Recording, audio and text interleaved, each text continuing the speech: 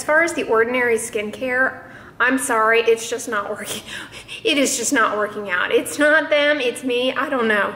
But honestly, like the moisturizer that, the Natural Moisturizing Factor product feels like, at least in my opinion, on the face, it feels like, have you ever accidentally sprayed yourself with non-stick cooking spray? That's what it feels like having on, and it's just incredibly occlusive. So I gave up on using it on my face because I was like, I can't tolerate this. Plus it has some sort of fragrance in it, I swear. Even though it's fragrance free, there's some sort of aroma to it that, I mean, I just really found it like, it kind of gave me like this, feeling. I tried using it on my hands, as I think I mentioned in the video, and didn't care for it in that manner. So you all are always asking me like why I don't use serums, and that's basically why. Like, I feel like in order for these supposed active ingredients to be at all effective, the stuff they have to add in to keep the ingredient in a stable form, it's just like, it ends up just complicating things and irritating the heck out of your skin. So, you know, I don't know. In the Ordinary's defense, I like the fact that they are an affordable skincare line, but I think I would caution you this: just because they're affordable, don't go getting a ton of them. Maybe if there is like a cosmeceutical that you're really motivated to try, just pick one thing from them, spend the $4 or $5 because they are pretty inexpensive, and try out just the one. Because I feel like, you know, as I've said before, less is more with skincare. And that's why I never use eye creams or cosmeceuticals or any of that stuff, because A, it's not regulated by the FDA, so I don't think it's anything more than expensive moisturizers, and B, there's often added ingredients and botanicals in these things to potentially help the stability of the supposed active ingredient that I find to be highly irritating. So that's just a little update on that. But yesterday I got a delivery from, I told you guys when I was in Target last week, or whenever I was in Target last, that Ebates was having a birthday celebration, and everything was like 15% cash back on a whole bunch of sites, including Walgreens. So I put in a Walgreens order. I did not end up getting that cleansing oil, by the way, because there's another one that you guys had wanted me to try out that I think I'm going to do instead. But I did get some things, and everything arrived yesterday, so I'll just show you my little Walgreens haul. I got free delivery by virtue of the cost of everything. I had coupons, and with the 15% cash back, it ended up being like essentially 50% off all of this stuff. Okay, so these are the razor blades that it's just sort of like a stock up haul, I guess. These are the razor blades that I like. They're pretty inexpensive, and I basically just use these maybe once or twice and then toss them. You don't want to like use your razor blades over and over again, and I prefer to use disposable razor blades. I just use these for my lower legs and my underarms. But FYI, I want to embrace the face shaving thing I'm always advocating for. So if you guys have tried this, can you recommend one of those little face shavers to me? I want to give it a try. Maybe that would be fun. Watch me shave my face. Okay, and then I also got, I mean, this is a little on the boring side, but this is the dental floss that I get, A, because it's cheap and there's a lot in here. And don't you just hate it when you keep running out of dental floss? It's always like right after you've eaten celery is when you run out of right after you've eaten celery or popcorn is when you run out of dental floss. It's never, you know, like when you have clean teeth. Okay, so I got some more of that. And then yippee skippy, I finally got the Vanity Cream Lip Protectant Sunscreen I've been dying to try out. I'm really jazzed about this because it's got zinc titanium dioxide exclusively. So unlike that Elta MD one that I tried out earlier, I think this is going to be much more tolerable and potentially moisturizing with the dimethicone in there. So yay! And then I also got some more little hair grippy things because these have a shelf life in my hands of about, I don't know, maybe 4 or 5 months, and then the little prongs start breaking. But I got these because, I don't know if you guys can see, but they've got like a flat bottom, and I'm wondering if that will help the prongs, if you will, hold up a little, sorry I dropped it, hold up a little bit better than the curved ones that I've been using. But I like that they don't have the teeth. And this young child looks happy with them, so hopefully they will work for me. And then I also picked this up. You guys are asking me, do I supplement with calcium and vitamin D, because I have made a lot of vegan switches, and I really don't. Since I'm making a lot of my own nut milks, I'm not really adding any kind of calcium to it or anything. I thought I'd just fall in line and get a calcium vitamin D supplement, you know, bone health, that sort of thing. I do have pretty strong bones. I have had a DEXA scan and everything weighs in a-okay, but don't want to jeopardize that. So I'm going to be taking this Caltrate. It's got 800 international units of vitamin D3 and 600 milligrams of calcium.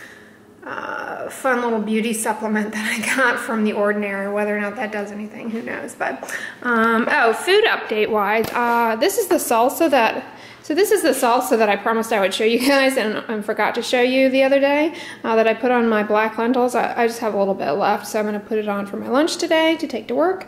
And yeah, I really enjoyed this, and that will be done. And then second food update for you guys. So remember I picked up these Enjoy Life dark chocolate. Here, I'll show you the bag. I picked up these Enjoy Life dark chocolate morsels because A, I had a coupon, and B, they were on Ibotta, so I got a really good deal on them. Plus, I think they were on sale at my Kroger. They're gluten-free, dairy-free, nut-free, soy-free, blah, blah, blah. And as I said, I didn't end up baking with them. I've just been eating them out of the bag. They do taste good, but I honestly think they're not worth it because they're a bit of a marketing scam, because honestly, I think most dark chocolate chips are, in fact, dairy-free, nut-free, and soy-free. You just have to look at the ingredients. And these are more expensive, but I don't know about the gluten-free thing on those. I don't want to speak out of ignorance, because that could be deadly for somebody with, that could be unfortunate for somebody with celiac disease or dermatitis herpetiformis. And then this morning I of course have Totoro here with my beauty dust. And update, yesterday I tried Power Dust and my focus was amped up. I mean, I got a ton of work done. Didn't feel jittery. This replaced my afternoon coffee yesterday. Yeah, so this is another one that I think I would definitely invest. I'm glad I got this trial pack, because I think I would invest in this Power Dust as a $30 jar. I would not invest in Spirit Dust. While it tasted good, I don't think it did anything. And likewise, I would not invest in the Sex Dust. I didn't really think that changed my life dramatically. And it didn't really taste that great. So yeah, that's my thoughts on that. And here is my morning cauliflower oatmeal, and I just sprinkled a few chocolate chips on there because I had them out. And I'm going to be having my biotin.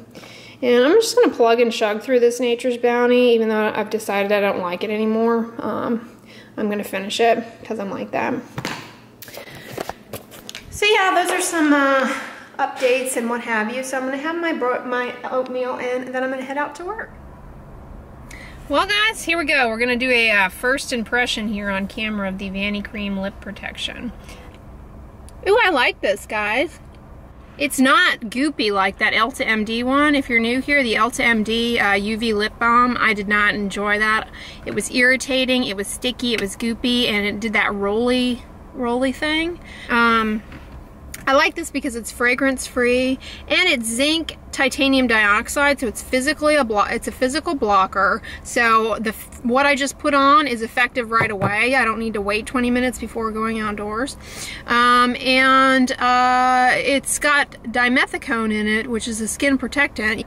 Dimethicone is a great moisturizing ingredient.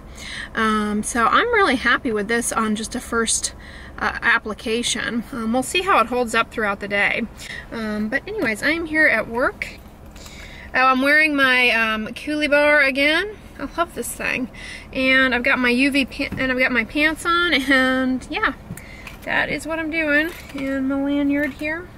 So I will check in with you guys and pan scan the lunch at the noon hour, alright? So that's where I'm at. So that that chapstick went on pretty well, and it hasn't dried out my lips, so that's good. But here's my lunch. I have bed o' spinach, black lentils, celery, some almonds, nutritional yeast, and then that green chili salsa kind of topped. And I think this kind of tumbled around a little bit, but so it's a mixed salad. Then I have supplemental salad and today's organic gala with Mickey winking. And course, saltines. Well guys, clinic day is done. It was so good. And you know, the other night I was preaching to you guys about the importance of sleep and health and all that we all know, and it's hard to, easier said than done. I'm reapplying here the Vanity cream. I got a great night's sleep last night, and I was kind of reflecting on what I possibly could have done to evoke that. And I'm wondering if it wasn't the fact that I had that power dust midday instead of a afternoon coffee. The lack of caffeine, I'm wondering if that wasn't helpful. Hard to know. But I've got that Caltrate, and update on that, I took the first pill this morning, and it was actually pretty easy to swallow. I don't have any difficulty swallowing pills, but it was a pretty big purple pill. But like I said, I'm not a registered dietitian. I can't like recommend any food thing for any dietary need. But I will say the leafy greens are quite robust. So my 10 servings of spinach every 4 days I go through is serving me well, hopefully. And what was the other one? Yeah, vitamin D is one though that's tough, and it is in mushrooms. And you guys know I was eating a lot of mushrooms, I think, in some of my earlier vlogs, but they haven't really been looking too good. I think, I don't know, do mushrooms have a season? At least at Costco, where I normally purchase them, they've been looking a little slimy lately, so I haven't purchased those. But I need to get on the Portobello bandwagon. They're just so darn expensive. I kind of just try and stick with whatever veg is in season. I find that to be the most cost effective, and you know, it's probably the best way to get the most nutrients from the food is when it's actually in season versus when it had to be bussed in. So yeah, but I am on my way home, so I will check in with you guys when I get there. Well, hey guys, so I just got back from work, and I wanted to update you guys a little bit on talking more about kind of my just thoughts on the ordinary stuff. This is the hyaluronic acid 2% serum that I tried out, but I honestly don't care for this. This is not the same level of humectant, in my opinion, as what the Neutrogena Hydro Boost Gel Cream for sensitive skin that I've been using consistently provides. And I mean, it's really, really watery. It's really, really, like, it's just not a good, I just did not care for this at all. I also tried putting this on my lips, and I tried putting it on my lips as like a hydrator. Didn't see any benefit. And I also tried putting it on my lips and then covering it with my CeraVe healing ointment, just to kind of do the same thing with the, like, that I've been doing with the Hydro Boost. Although I guess I could put Hydro Boost on my lips. I never thought of that. I was just trying to come up with uses for this, and it's just not that great. Yeah, I am obviously not going to be running outside today because it looks like we got a cloud in the sky, and I do not like getting rained on. But anyways, guys, I am going to head into the gym and get my workout in, and I'll check in with you later. Is this alpha-arbutin?